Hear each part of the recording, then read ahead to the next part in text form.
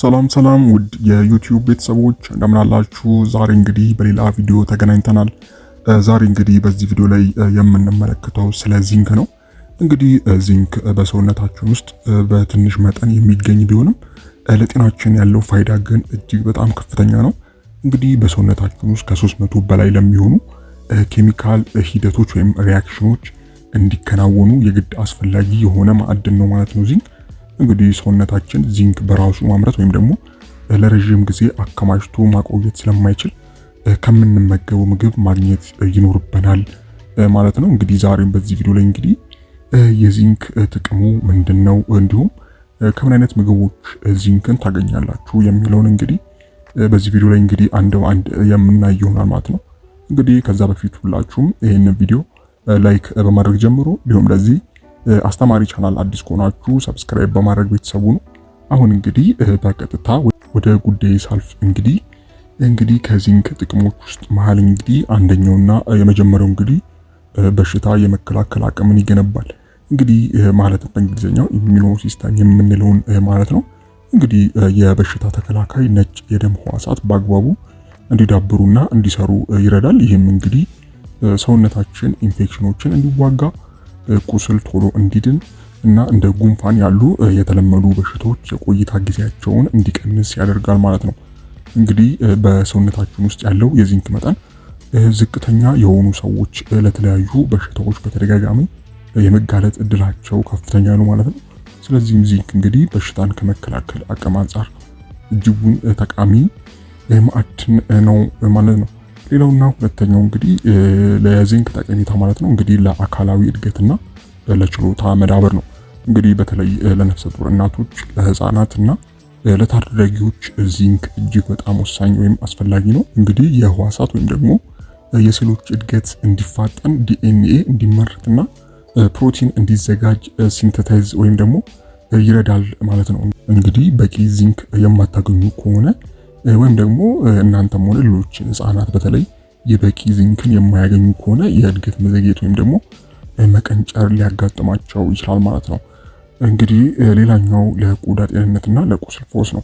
እንግዲህ ዚንክ የቆዳችንን ጥንካሬ ለመጠበቅና ለኮላጂን ምርትና የተጎዱ የሰውነት ክፍሎችን ወይም ቲሹዎችን ቶሎ እንዲጠገኑ ይረዳል ማለት ነው። ለዚህም ነው እንግዲህ የተለያዩ የቁስል የቃጠሎና የብጉር ማከሚያ ቅባቶች ውስጥ ዚንክ በብዛት የሚገኘው ወይም ደግሞ የሚጨመረው ማለት ነው። ሌላኛውና አራተኛው የዚንክ ጠቀሜታ እንግዲህ የጣዕምና የማሽተት ስሜት ህዋሳትን ይደግፋል።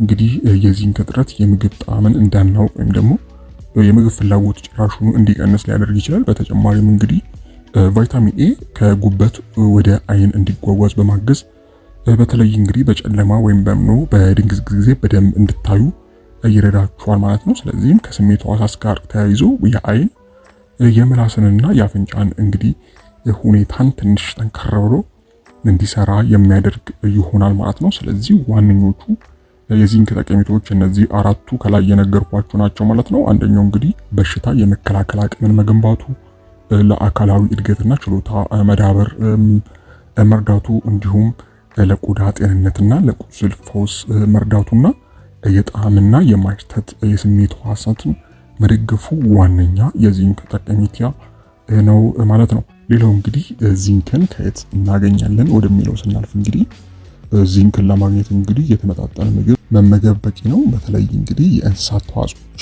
ዚንክን በቀላሉ ለሰውነቶቻችን የሚያቀርቡ ይሆናል ማለት ነው። እንግዲህ ከእንስሳት ተዋጽኦ የሚገኙ ስንል እንግዲህ ቀይ ስጋ፣ የዶሮ ስጋ፣ አሳ፣ እንቁላልና የወተት ተዋጽኦች ለሰውነታችን በቀላሉ የሚስማማ ዚንክን ይዘዋል ማለት ነው። ሌላው እንግዲህ ከእጽዋት የሚገኙ ምንጮች አሉ። እነዚህም እንግዲህ እንደ ምስር፣ አተር እና ባቄላ ያሉ ጥራጥሬዎች፣ ለውዝና እንደ ሰሊጥ ያሉ የቅባት እህሎች የዚንክ ምንጮች ናቸው ማለት ነው።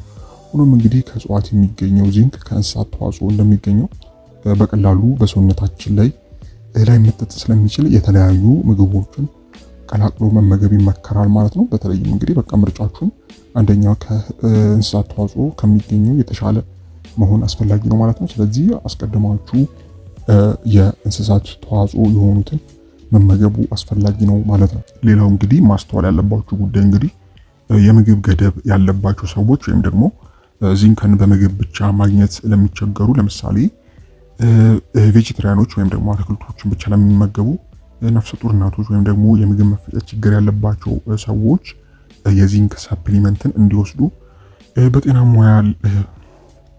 በጤና ባለሙያ ሊታዘዝላቸው ይችላል ማለት ነው። ነገር ግን ዚንክን ከመጠን በላይ መውሰድ የጎንዮሽ ጉዳት ሊያመጣ ወይም ደግሞ ሊኖረው ስለሚችል እንዲሁም የሌሎች ማዕድናትን ስራ ስለሚያስተጓጉል ሁልጊዜ በሐኪም ምክር ብቻ ነው መጠቀም ያለባችሁ ማለት ነው። በአጠቃላይ እንግዲህ ዚንክ ትንሽ ቢሆንም ትልቅ ስራ የሚሰራ ማዕድን ነው። እንግዲህ ጤናማና የተመጣጠነ ምግብ ወይም ደግሞ የተለያየ ይዘት ያላቸውን አልሚ ምግቦችን በመመገብ ዚንክን በበቂ ሁኔታ ማግኘት በሽታ ለመከላከል፣ ለቁስል ፈውስና ለተሟላ ጤንነት ወሳኝ ነው ማለት ነው። እንግዲህ ስለ ዚንክ እንግዲህ ያለው መረጃ ይሄንን ይመስላል።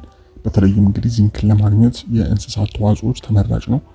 ከዚህ ጋር ተያይዞ እንግዲህ እንደ እንቁላል፣ እንደ ወተት ያሉ ሌላው ተመራጭ ናቸው ማለት ነው። እንግዲህ ውድ ቤተሰቦች ለዛሬ ይሄ ነበረ። አይሆፕ በዚህ ቪዲዮ ላይ ጠቃሚ መረጃ እንዳገኛችሁበት፣ ሀሳብ አስተያየት፣ እንዲሁም ጥያቄ ካላችሁ በታች በኮሜንት ማስፈሪያው ላይ ማስቀመጥ የምትችሉ ይሆናል ማለት ነው። እስከ ቪዲዮ ፍጻሜ አብራችሁን ስለነበራችሁ እጅግ በጣም አመሰግናለሁ። ፈጣሪ ያክብርልኝ። በቀጣይ እንግዲህ በሌሎች ቪዲዮዎች የምንገናኝ ይሆናል። እስከዛው በያላችሁበት ፈጣሪ ሰላሙን ያብዛላችሁ። ደህና ሁኑ።